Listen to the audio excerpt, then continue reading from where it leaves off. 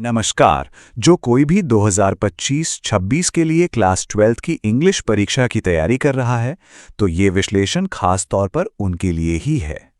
अगले कुछ मिनटों में हम इस पूरे पेपर को डिकोड करने वाले हैं, ताकि तैयारी के लिए एक एकदम क्लियर और स्ट्रैटेजिक रोड मैप तैयार हो सके।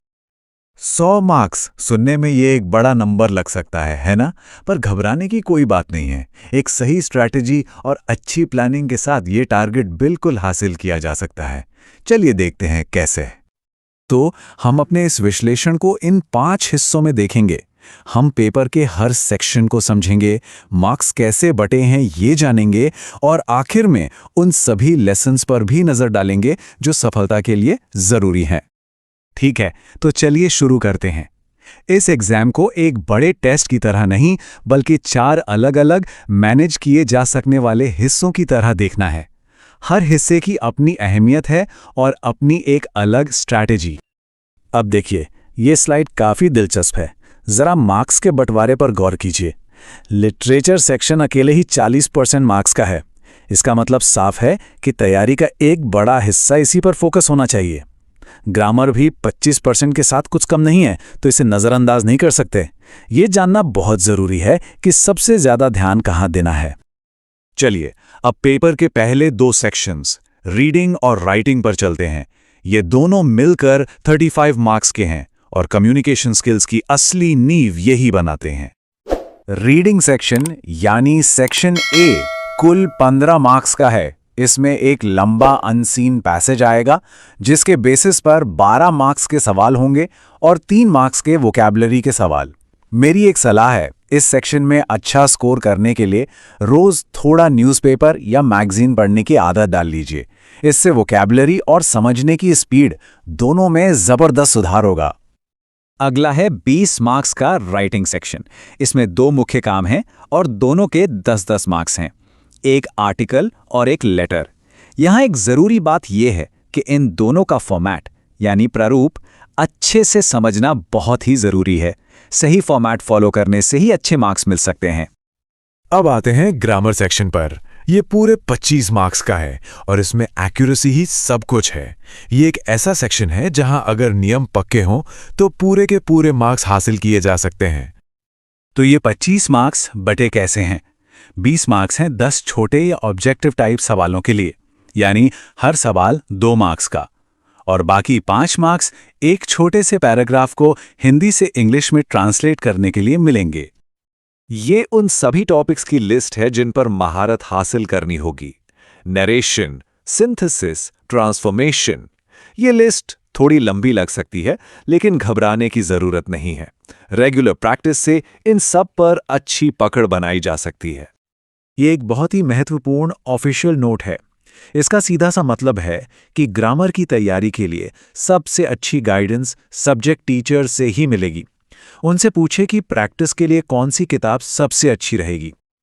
चलिए अब पेपर के सबसे बड़े और सबसे जरूरी हिस्से की ओर बढ़ते हैं, लिटरेचर, जो पूरे 40 मार्क्स का है।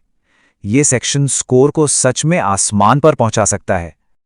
ये 40 मार्क्स 3 हिस्सों में बटे हुए हैं।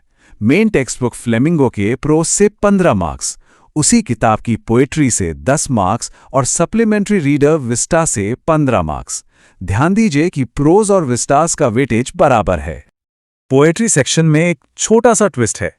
सिर्फ कविता को समझना ही काफी नहीं है, बल्कि उसमें इस्तेमाल हुए फिगर्स ऑफ स्पीच यानी अलंकारों को भी पहचानना होगा। ये 10 मार्क्स का एक इंपॉर्टेंट सवाल है, तो इसे हल्के में बिल्कुल नहीं ले सकते। ये रहे वो अलंकार जिन्हें जानना होगा, जैसे सिमिली, जहां लाइक या एज का इस्तेमाल करके तुलना की जाती है, या मेटाफोर, जो एक सीधी तुलना है, और पर्सोनिफिकेशन, जहां बेजान चीजों को इंसानी गुण दिए जाते हैं। इन सभी को पहचानने और समझाने की क्षमता डेवलप करनी होगी। और अंत में चलिए उस टूलकिट पर नजर डालते हैं जिसकी जरूरत लिटरेचर सेक्शन में महारत हासिल करने के लिए होगी, यानी निर्धारित किताबें और उनके पाठ। सबसे पहले फ्लेमिंगो टेक्स्ट बुक के प्रोज सेक्शन से कौन कौन से चैप्टर्स पढ़ने हैं वो देखते हैं। ये कुल 8 चैप्टर हैं। इनमें द लास्ट लेसन जैसी इमोशनल कहानी है, तो वहीं द रैट ट्रैप जैसी कहानी है जो इंसानी अच्छाई पर सोचने को मजबूर करती है। हर कहानी अपने आप में खास है। अब फ्लेमिंगो की उन कविताओं पर नजर डालते हैं जो सिलेबस में शामिल हैं। ये 5 कविताएं हैं जिनका अध्ययन करना है। माय मदर एट 66 रिश्तों की नज़ाकत को दिखाती है, जबकि कीपिंग क्वाइट हमें आत्मनिरीक्षण के लिए प्रेरित करती है। और हाँ, इनमें अलंकार पहचानना भी सीखना है। और आखिर में है दूसरी किताब विस्टास यानी सप्लीमेंट्री रीडर, जो 15 मार्क्स के लिए उतनी ही महत्वपूर्ण है।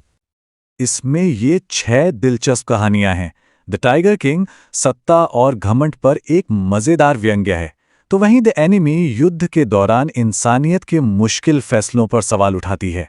ये कहानियां सोचने का नजरिया और गहरा करेंगी। तो ये है 100 मार्क्स का पूरा समीकरण। रीडिंग के 15, राइटिंग के 20, ग्रामर के 25 और लिटरेचर के 40 मार्क्स। जब इसे इस तरह से टुकड़ों में देखते हैं तो पूरी तैयारी बहुत व्यवस्थित और आसान लगती है ना? अब ये ब्लूप्रिंट हाथ में है, तो सोचिए सबसे मजबूत एरिया कौन सा है, लिटरेचर या ग्रामर? अपनी स्ट्रैटेजी वहीं से शुरू कीजिए। अपनी ताकत को और मजबूत कीजिए और कमजोरियों पर काम कीजिए। याद रखिए, हर कदम 100 मार्क्स के उस लक्ष्य के और करीब ले जाएगा। शुभकामनाएं।